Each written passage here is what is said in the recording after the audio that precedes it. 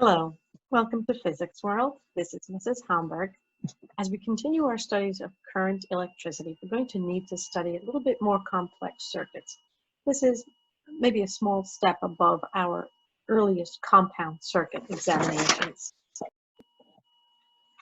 Let's look at this circuit. We notice that it has a voltage source and it has 4 resistors. These are arranged in a way that's not the basic simple series or basic parallel. So the steps that we need to take are clearly outlined for us. We have our color by voltage level. We then label voltages which are known based on those colors. Label our currents and label currents that are equivalent. Label nodes for current analysis. So we will say, we have to know where the nodes A, B, etc. are. When we start to solve for the equivalent resistance of the entire circuit, we're going to need to start with obvious parallel or obvious series. And then once we have our REQ, we will get I battery and then solve the rest as if it were a puzzle. As a first step, please pause the video now and do your voltage coloring. All right, hopefully you've had a chance to color in your voltage levels. Now we'll proceed to the next step. Based on this coloring and the values that you see on the circuit, label as many voltages as you can. Pause the video, fill those in, and we'll check our answers in a moment. So, did your voltage markings include 96 volts for any wire connected to the high voltage end of the battery? Did you have 0 volts for any of the blue wire connected to the low voltage end of the battery? Now we're going to label our currents. The principal current that we should all have is I battery or I total coming out of the battery at a positive high voltage end, but we're also going to have I battery entering the battery at the low voltage 0 volts end. Start with labeling I battery in those 2 positions and then label each of the other currents with a subscript that reflects what resistor it's going through, and then make sure that you make an equivalence. Is I battery or I total equal to any of those currents? Pause the video and come back to check your answers.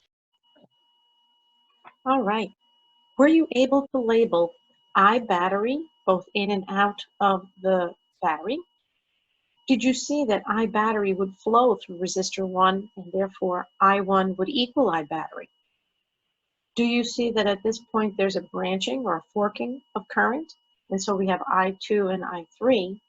And we know at this node, we are going to merge I2 and I3 to get I4 equal to I battery.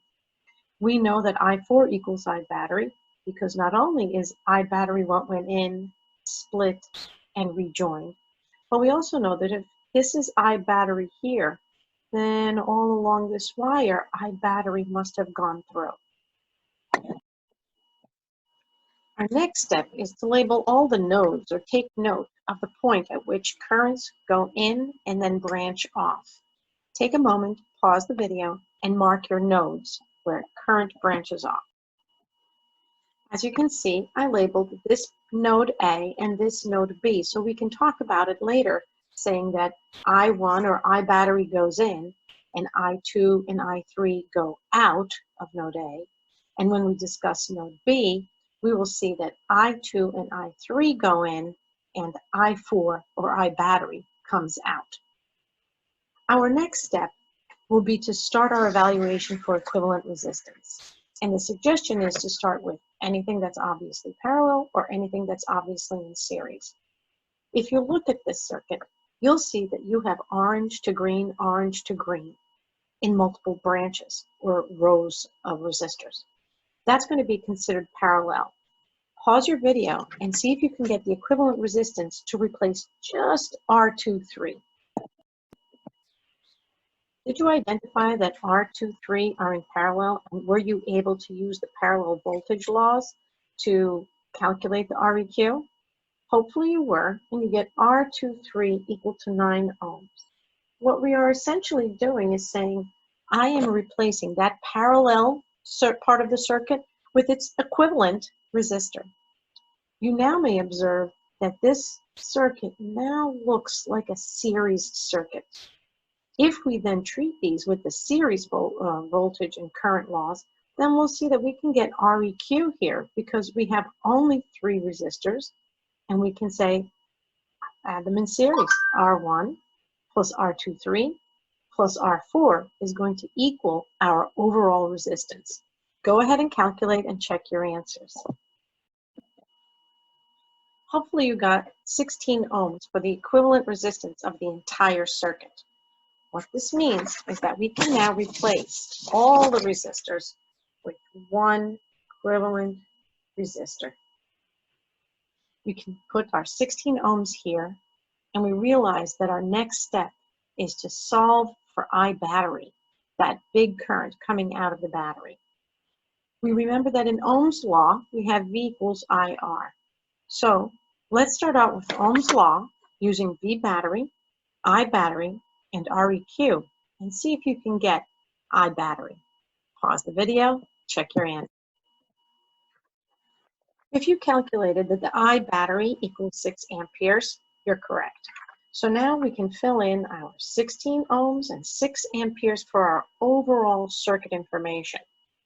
We should now use anything that we labeled in the circuit as equivalent on our chart.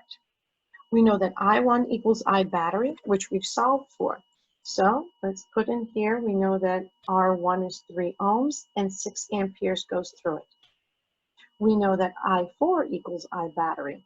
So let's put the resistance and this 6 amperes there. Once we know 2 of the parts of the Ohm's law for each resistor, we'll be able to get the third part. In this case, we need V. V equals I times R. So this should come out to 24 volts. Likewise, we need voltage here for R1.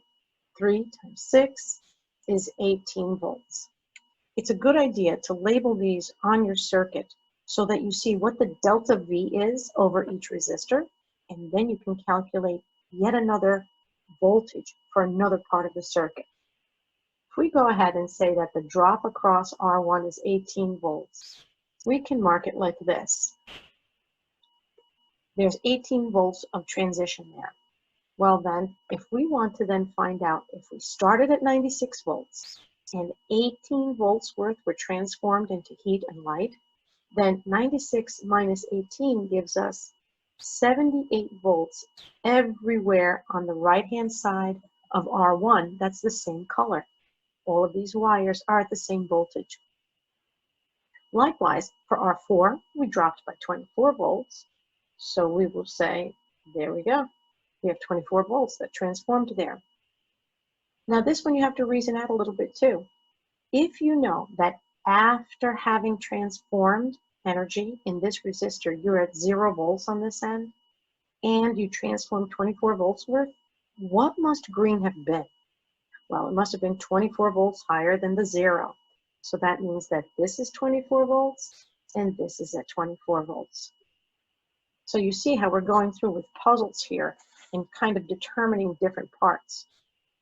So we have a voltage on this side, and we have a voltage on this side. So orange to green is going to be 78 minus 24 volts. So that means that over here we have a 54 volt change. Likewise, across here, 78 to 24, they're parallel. We expect the voltages to be the same. Must also be 54 volts. Well, that 54 volts is only across R2. So let's put R2 is 12 ohms, and we know 54 volts were transformed across it.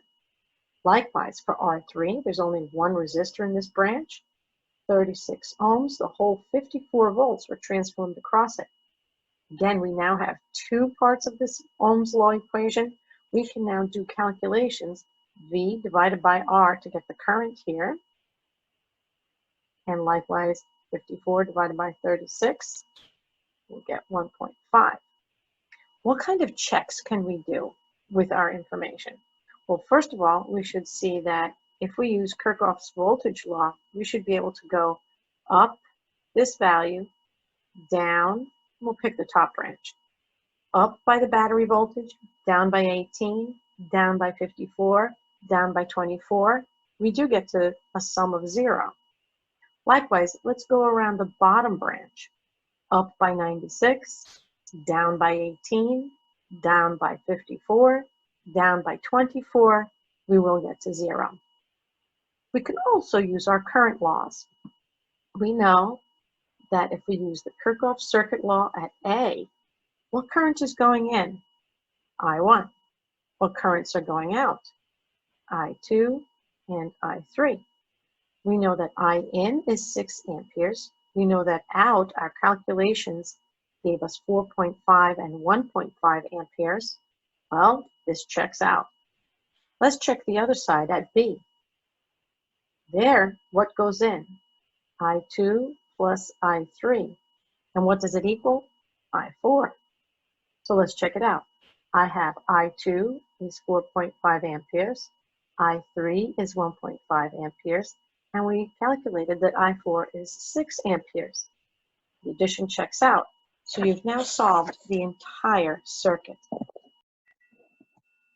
And here in our final image, we have all our calculations shown in detail that were just explained, but which now have math, Kirchhoff's circuit law, and Kirchhoff's voltage laws included.